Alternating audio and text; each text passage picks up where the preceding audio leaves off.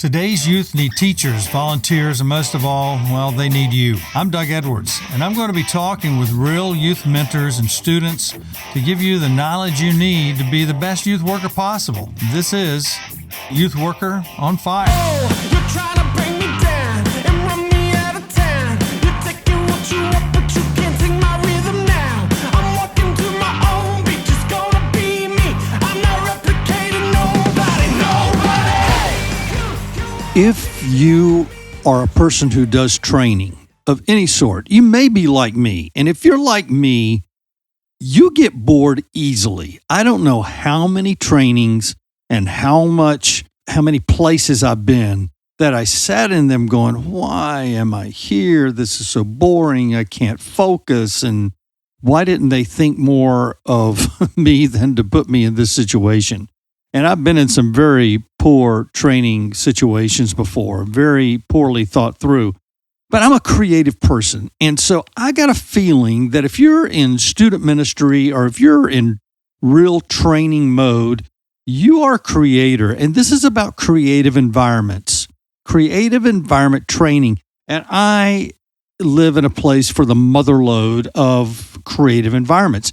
Now, what scripture could we base that on? Let me kind of stretch it out of the box. I got a feeling John 10:10, the second part of that verse says this: I came that you might have life and all of its abundance, or several translations say that I've come to give life abundantly. So I put my little version of I came that you might have life in all of its abundance. And you can go to Hub, the Bible Hub, and you can find all the different translations there. But you think about all the places that Jesus took his guys and how creative some of this stuff was. They were on the lake. They were in the mountains. They were in the garden. They were in the cities. They were, walking through wheat fields. They were doing all this. They live in environments. They didn't have a choice in some of those situations. But you and I do have a lot of control over our environments, and we have an amazing plethora of environments around us. So what did I do? Volunteers and student leaders training, we trained them and educated them regularly on what is expected and consistently reminded them of God's vision through you or through them for themselves, for student ministry, evangelism. And we used to have training throughout the year and take them to trainings. Sometimes we'd go to Youth Pastor Summit, which is amazing. Once again, Jay Strack, amazing person in himself. He also created Student Leadership University. And we talk about how long it took him to get the atmosphere of being able to do Youth Pastor Summit at Universal Studios, and we would train for at least the first day in the Hard Rock Cafe, which is is one of their premier ones. And then the next day was a full training all day long at one of the large churches in the area. They would also give us out free Universal Studios tickets. Talk about creative. That's pretty wild creative. So that was available to our people, but that was during the day, so some of them couldn't go because of their workload. Many of them owned their businesses, and they were able to take one of those days off, and some for two of them. Some were college students, but also Youth for Christ training. Some of them were at night. We use them sometimes. We use Fellowship of Christian Athletes sometimes. We use Crew. A few weeks before school, I would have a 1-week weekend for training with volunteers before school started and their families. That was the best, but But one year I decided to change it up. But when we did the training for families, we went to Daytona Beach. We went to the El Caribe, and I think I talked about that. I know I've talked about that before. And that was amazing. And we'd do a beach morning and get up and hit the water and jump in the ocean and jump in the pools and just spend the first 30 minutes to an hour of the day doing that before we did anything else. Come back, eat breakfast, which was in the meeting room. And then we would have these amazing meeting rooms that Mary Ann would set up for us, who was the owner of the hotel right there at Daytona Beach. It was awesome. We did that for many, many years. But one year, I decided to change it up. And we changed it up several times for several different years. At that time, we could park at the Disney hotels for free and hold impromptu sessions in the lobby on the outside of the property, for the parks. But we could park for free right there at the hotels and go into their lobbies and just sit down in the lobby with, sometimes 10 or 20 of us and hold a 30-minute to an hour session, and no one would even question us. I know I loved one hotel in particularly. It's actually several I really loved. You can't go wrong with Disney hotels.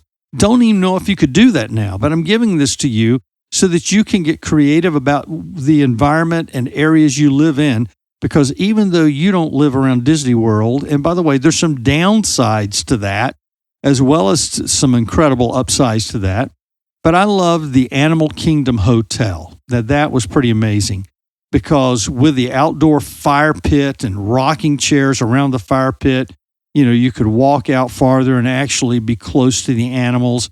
It was amazing. We only would do one session there because we'd stay in a hotel that was cheaper. They're a lot less expensive when they're right off of Disney properties, and people were competing there that way, so you could go to their hotels and still have the advantage of being on Disney properties. And so our staff, we were about an hour out from towns that we lived in, and we would stay overnight for a couple of nights and stay at that hotel and then go use the different hotels at Disney. And it was an amazing, amazing atmospheres.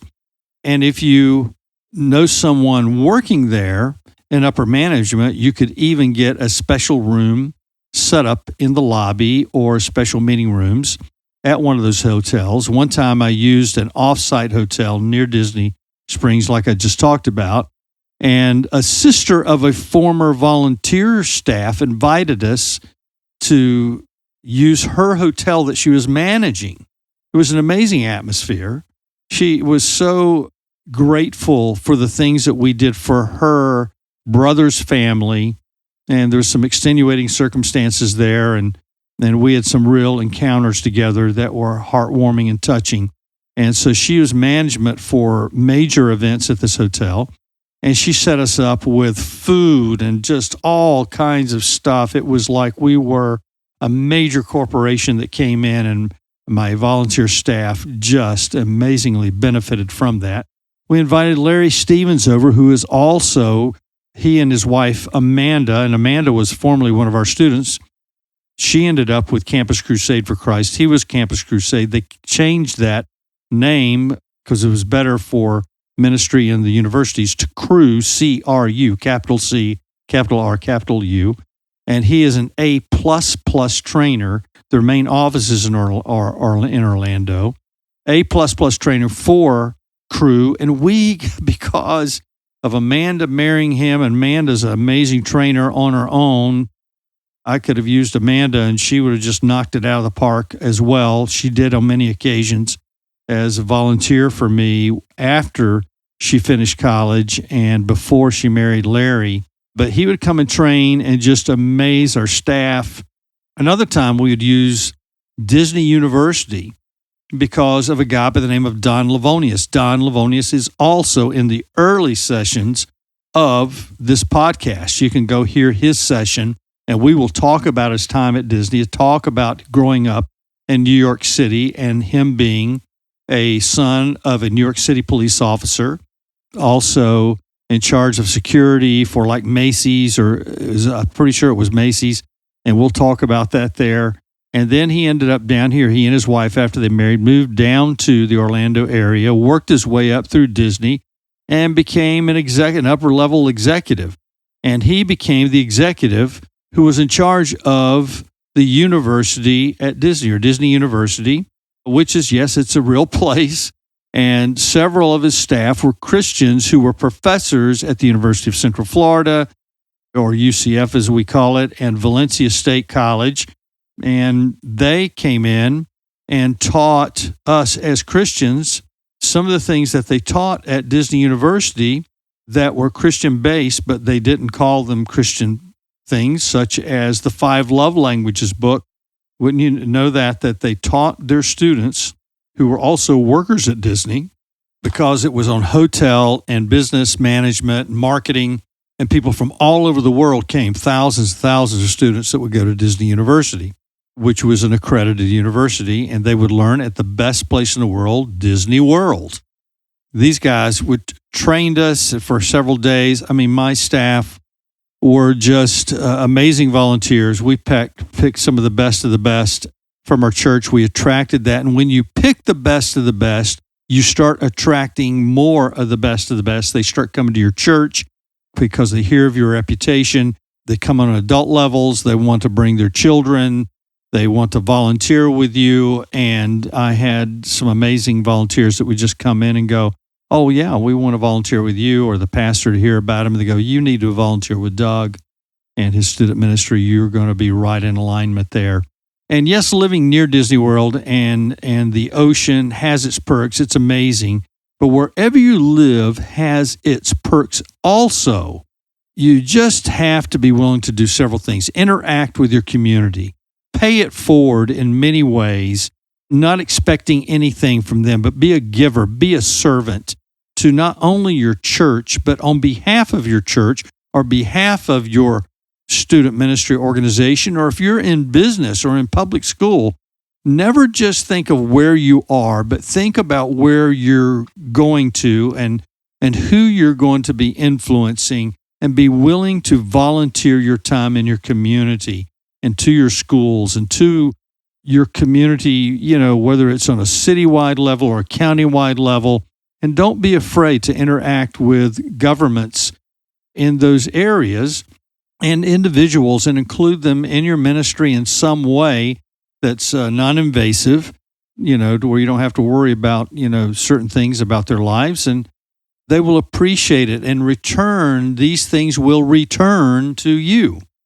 God's already planted people around you in your world that will open up to you and that enhance your volunteers and enhance your student ministry. He's already got them there. You just have to be involved in praying about them and seeing who and what's there. And also go through Scripture and try to look at how Jesus was a part and his disciples were a part of their community and the things they did that just attracted people to them. Be creative. Remember this. You don't like being bored, so why would you want your staff to be bored? Be the best you can be. Find the best atmospheres. And if you don't have the money to rent atmospheres and hotels and different things like that, then do what I did with student ministries. Instead of going to conferences, we decided to rent hotels and different things like that, but we would go up into the mountains. Being sand people from Florida, we went to the mountains like you would come to the sand and come to Disney because you lived in other parts of the country or other parts of the world. So be creative and realize that you like great atmospheres. Jesus created great atmospheres, and it's a perfect place to learn when you are willing to give your best. You've been listening to the Youth Worker on Fire podcast. If you like what you hear, please subscribe and tell your friends. Also, leave a comment and tell us what you think. Stay tuned for more informative episodes.